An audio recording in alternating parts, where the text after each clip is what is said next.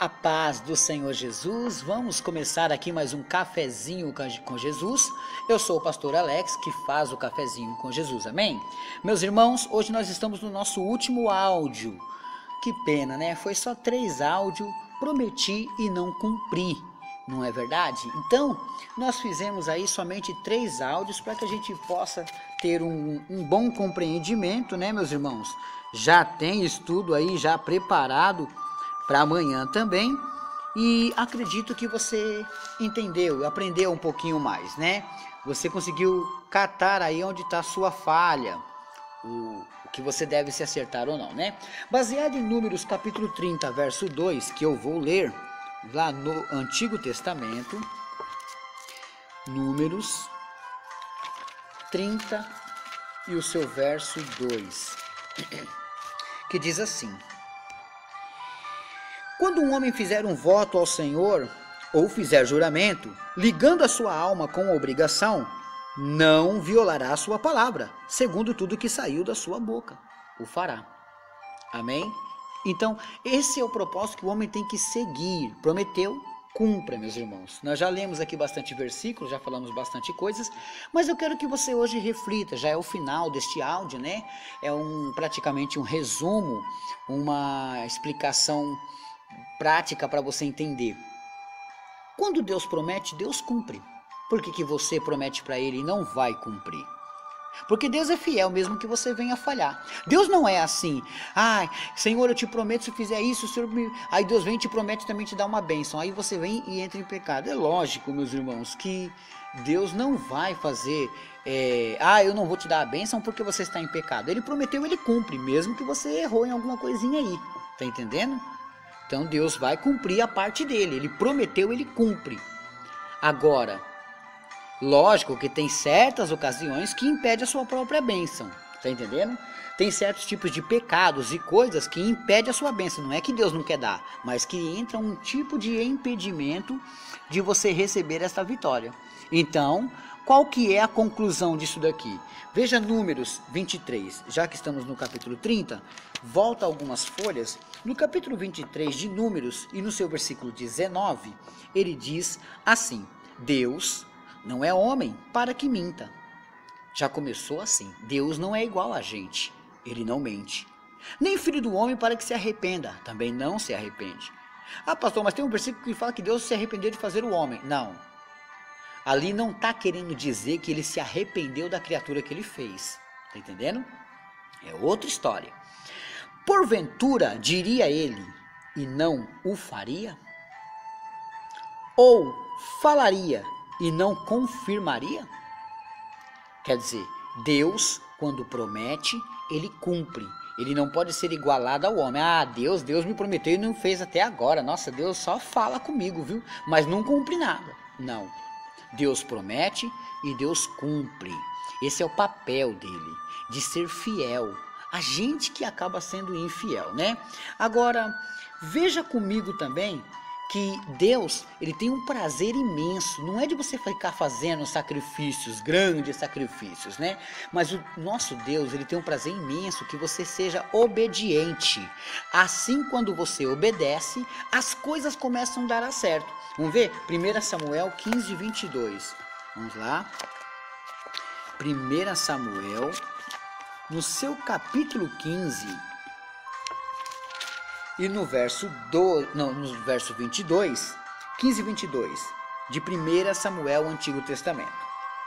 Porém Samuel disse: tem porventura o Senhor tanto prazer em holocaustos e sacrifícios, como em que se obedeça a palavra do Senhor?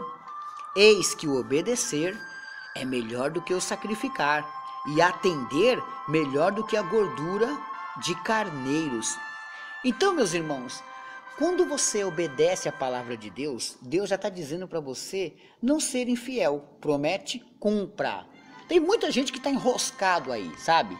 Está em débito com Deus. Então é melhor você cumprir as suas promessas. Olha, nós somos cristãos, mas os nossos irmãos católicos, eles têm tipo uma coisa bem interessante. Quando eles fazem uma promessa, Eles vão lá e cumprem, por mais que essa promessa seja subir uma escada de 365 degraus. Eles vão, eles sobem e cumprem. Ora, por que não vamos cumprir ao nosso Deus? Por que não vamos fazer? Não estou aqui pregando placa, quem é quem está certo, quem está errado. Ah, mas pastor, o que eles estão fazendo está errado e tal. Não, eu não estou pregando nada disso. Não estou trazendo nenhum ensinamento sobre isso. Estou dizendo que quando eles prometem, eles são fiéis em cumprir. Ainda que não seja da maneira como vemos ou queremos, mas a Bíblia diz que tem que ser fiel, tem que ser obediente. Eu só quero tirar deles esse exemplo de que eles são obedientes para cumprir o que eles prometem. Nós temos que cumprir o que prometemos a Deus. Deus não é Deus de um povo que só fala, mas não cumpre. Deus é um Deus de um povo que tem que fazer a vontade dele. Tá entendendo? Nós temos que viver, meus irmãos, o sim, sim e o não, não. Temos que sair das mentiras, das falsidades, daquele negócio de só barganhar com Deus. Eu só vou na igreja porque eu preciso de uma cesta básica. Não. Deus pode te dar uma cesta básica até o mercado inteiro, mas basta ser obediente, ser fiel. Ah, então amanhã eu vou começar a ser fiel para receber um supermercado. Não, não é bem assim. Mas calcula as coisas. Deus vai ser fiel com você. Deus vai abrir as portas para você. Deus vai multiplicar na sua vida cada vez que você vai ser fiel a Ele. Então, Deus te prometeu, Ele cumpre. Agora, quando você prometer, cumpra também. Seja obediente. Deu para entender? Deu para compreender bem essa parte? Veja comigo agora, para finalizar esse estudo, Eclesiastes, ainda no Antigo Testamento. Eclesiastes, a gente ainda não saiu daqui, né, do Antigo Testamento, hoje só estamos nele. Eclesiastes, capítulo 5, meus irmãos. É um clássico, né? Esse versículo, esse capítulo e o versículo 4 e 5 é um clássico de quem faz voto e não cumpre. Olha só. Eclesiastes capítulo 5, verso 4 e 5, ele diz assim, ó: melhor é que não votes, do que votes e não pagues. Verso 6, não consista que a tua boca faça pecar a tua carne, nem digas diante do anjo que foi erro, porque razão se iraria Deus contra a sua voz, de sorte que destruísse a obra das tuas mãos. Eu li o 4 e eu li o 5 e o 6, mas agora vamos ler o 4 que eu acabei pulando. Olha só. Quando a Deus fizeres um voto, vote, não tardes em cumpri-lo, porque não se agrada de